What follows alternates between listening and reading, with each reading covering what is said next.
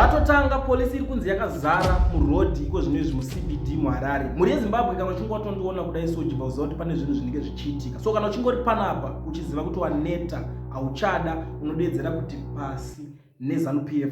Panga nekulike this video right now izvezvi kuitira kuti ZANU-PF yacho iboyikane. Ndadzoka ndine ma-updates manyama andinogara ndakakubatira. So kana uchingori panapo watosvika gara wati joina, tingoti joina unge city. Subscribe apa this amazing channel kuitira kuti urambe uchiwana nyaya dzese dzinenge dzichiitika kuZimbabwe. Toramba tichingokuudzai isusu. So nyaya iri panapo polisi iri kudedzera kuti deployment yacho iri heavy chaichai. Vamwe vangaenda kumaleave, vamwe vanga vakada kututura madhikini zvakakanzurwa because of 31 March and it's now everywhere. You have police presence ahead of Geza demo. It's everywhere. Ukatarisa kumapepa, kumachichi, chero mwana wekucrash anongokuudza kuti that is the situation iri kuitika paground and hapana yekutamba iripo. So ndiri papa ndikusangana neimwe meeting iri kutodedzerwa panapa, notice a politburo meeting on Wednesday 26 and 26 March and neimwe yacho iri kuzodiwa futi musi wa 27 March Central Committee meeting. Saka muri kuona kuti mameeting acho vakudedzana uko polisi iri kudeploya neuku kureva kuti nyaya yageza yaita kuti ZANU-PF ipanike, vakuvhunduka, vakutya. Inini zvemagwara ndozviziva, saka regedzai ningogara ndangokuudzai umwe mukana uri panapa. Kana uchingori muSouth Africa uchida kuregisterwa company yako, bata education research ana mukoma oil vanokuvhurira, vanokurejistera company yako muSouth Africa without work permit. Ndiri kuti kana usina work permit wakwanisa kuregisterwa company, wovhurirwa business bank account, obva maitirwa zvimwe zvakawanda, bookkeeping, vanhu vanoda kuziva zvimwe zvakawanda. Company dzinonetsa kurana idzi vanogona kuratidza shamwari kana watanga company yako kuti usabroke unokwanisa kudai. Kozota vamwe vane macompany ari kutostrugula kudhara kuti vatadza kuziva kuti chichi ndiri kukanganisa, munongovabata zvemabhuku izvi vanopedza nemi. Saka garai mavabata panhamba idzodzi dzandiri kushowa pascreen, mungovati koti mbotibatsiraiwo pane zvatikuda. Kana muri vemaFNB business account munogara mavabata zvese woregisterwa company yako. Back to the story, ndati kuZimbabwe kuri kupisa, ndo zvandiri kutaura iko zvinezvi. I think vanhu vanzwa kuti nepolisi iri kunzi yakazara murodhi and a lot of people vanga vari kutaura neni nyaya iyoyi vachiti zoni client isusu tiri kutoda zvese but problem iripo ndeyekuti we are afraid, tiri kutya kushandiswa pane zvakaitika. Inini hangu my advice kuvanhu vese ivavo ndeyekuti success is for risk takers, not comfort seekers. So if you guys are afraid to take risk on this one, I don't know what are you gonna do pamberi apo pakuti imini kusatoenda ikoko, kusatoatenda irisk kuenda. I understand kuti inenge risk, but zviri nani kuriska kumubvisa pane kuriska future yevana venyu muchimumusiyaripo.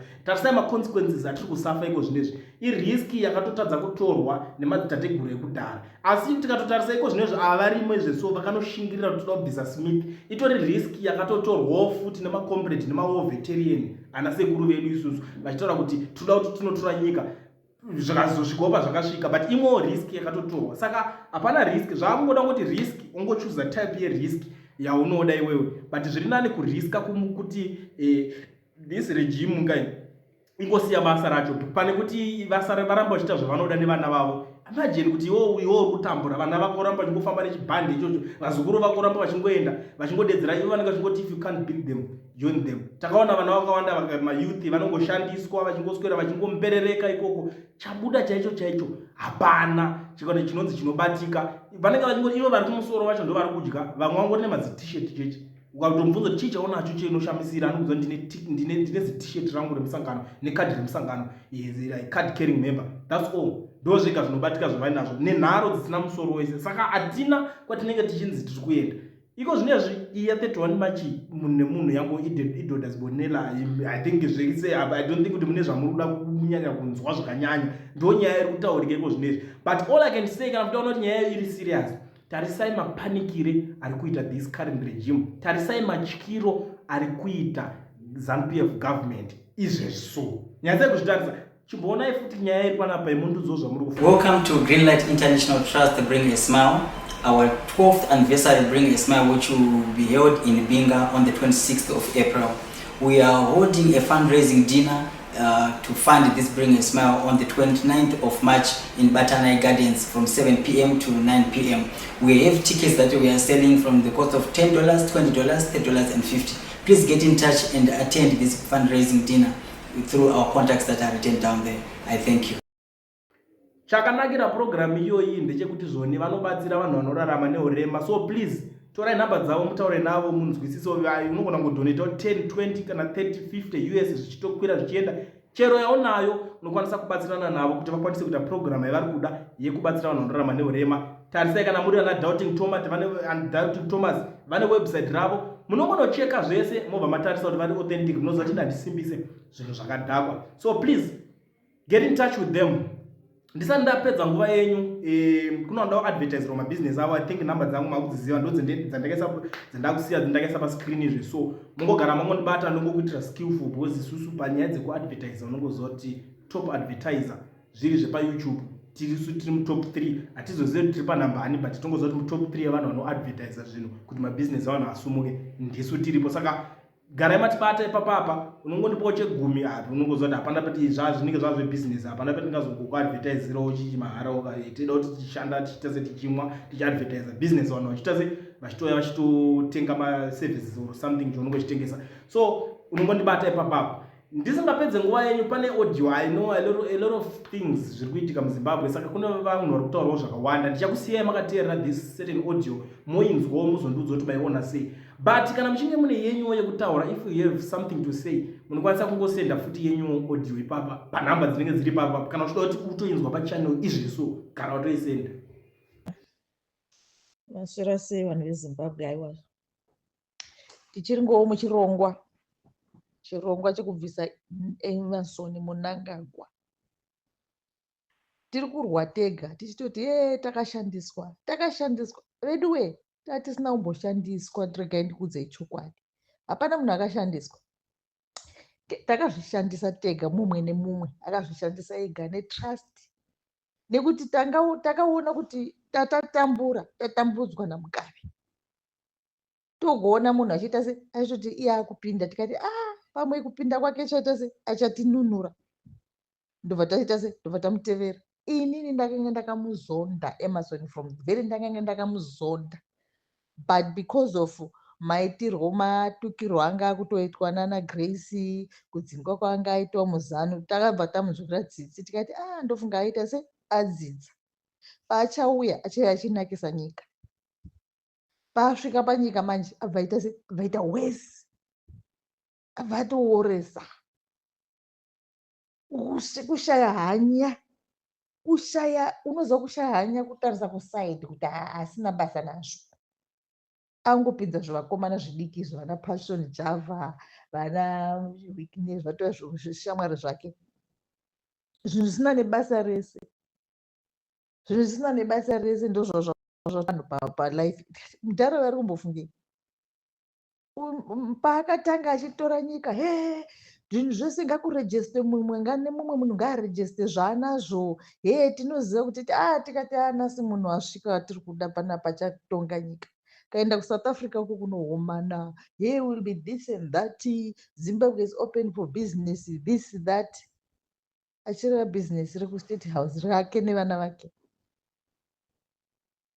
Izvozvi tiri kuchema, tiri kuda kupinza mumwe. Handiti hatisi kupinza mumwe kuti hatina faith, tiri kumupinza nefaith kuti uona nhamo yatatambudzwa namudambudzo iyi. Chiwenga kana akapinda ngaaone kuti tatambura, kwete kuti auye kuzoita futi wesi. Izvozvi kana achichemerawo kupinda, achiona moto uchibvira, tiri kufunga kuti munhu anefungwa kuti ari kuda kudzima moto uri kubvira muZimbabwe. Manje kauyawo akuzoita wesi, anenge saka zvinenge zvichirevei. Aiwa, pfuma ngaitorwe, pfuma yeZimbabwe yabiwa nevanhu ava ngaitorwe, nekuti vajaira vakaona Mugabe akaenda nepfuma, ivo vakuda kuenda nepfuma futi. This time no, hapana munhu ari kuenda nepfuma.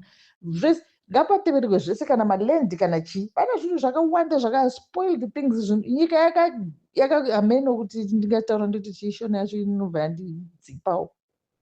Nyika yakagota, hapana pakamira pakanaka, hapana kana department ine century straight. Yese department ine huori, yese.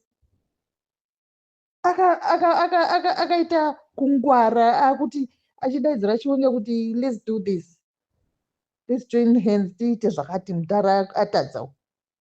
Chiwenga akapinda neFaith kuti ndaratadza toda kuita zvine hunhu. Nhasi ndiyo yatova shato yakuda kutema Chiwenga musoro. Uroyi hwakaita sei? Nyika zvere ikatongwa nemuroyi hapana chinofamba. Mnangagwa ane ropa wedu wezi, maoko, nzara dziri kudonha ropa. We are sick and tired naye. Uri kuona kana uchimutarisa mapikicha mumasocial media kungotuburi kuti tununu muromo, kumidhura muromo, kuzvonda, kuita sekuita tsinga dzakazara musoro nekufunga ugevenga, achiti kuda kugevenga nyika. Taneta naye ngapo ngaambotibudira nevana vake vamboenda kure nesu. Bese zvinhu zvese mainvestigation ngaabatwa kuitwe zvese zvichekwe kuti zvinhu zvakamira sei. Chekutanga bata iye Mutuli Ncube nemwana waMnangagwa. Mutuli Ncube nemwana waMnangagwa vabatei, vatiudze kuti mari dzakamira sei dzenyika. Vasabude tisina kuziva kuti what is going on mumafinance. Mari dzenyika dziri kupi, maresources ari kupi, toda kuziva. Batai Mutuli Ncube nemwana waMnangagwa ndo vachatiudza kuti zvinhu zvakamira sei. Taneta nembavha, kuchemerera unozi. Unoona uyu anonzi Garwe, uyu Garwe anga achida kuti mumbondipa iye ndiri mukadzi ndimbomucheka akasunura, ndinondisemesa. Anofunga kuti hembe yaakapfeka iye yakaiswa pikicha yaMnangagwa ndiyo inomuita sei? Unoona notozwa ndotoseka ndikati uchiona munhu uchacharatsa uri kutsatsamidzira kuti kuita sei, kuti muri kushandei. Parliament makavhara, makanovhura yenyu kupulazi raMnangagwa, ndokwatova neparliament yenyu yekunhuhwa ikoko. Hapasina zveparliament, hapasina. Munoziva kuti nyika iri kutongwa chimwe chikaranga chandamboona kuti chikaranga chakaita sei. Hai futi zanu kana ndizivi, kana nyange mukadzima zita rinoti zanuka totorarama zvakanaka munyika. To be very honest, zvamadzinga ivo vana Geza ngavachitoona vachinje zita. It's nothing wrong nekuchinja zita iroro. After all vanhu vakafoma ZANU vakafa pasina zvebasa, vakafa, and I don't think they are happy to see zvinhu zvirikuitika muZimbabwe. Saka nyange tikachinja ZANU kuri kupinda maleaders matsva. I know Chiwenga was not very a politician. Akaiswa politician nenyoka inonzi Mnangagwa ichida kuhwina zvairi kuda kuhwina. Mondi yemunhu. Go to hell. Musi wa 31 uri kuenda shit yemunhu.